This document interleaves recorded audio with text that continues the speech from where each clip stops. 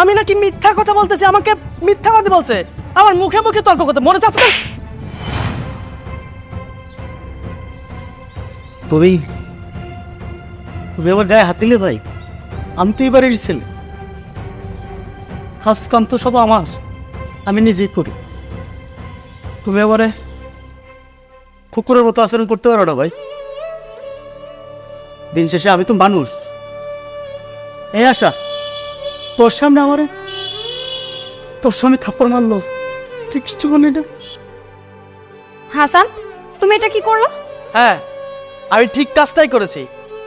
মা একটুখানি জমি দেওয়ার কারণে উনি নিজেকে এই বাড়ির জমিদার মনে করে। এরপর থেকে আমার সাথে কথা বলতে গেলে হিসাব জিজ্ঞেস করে কথা বলতে হবে, নাহলে এরকম কাজ আরো হবে। আসো আসো।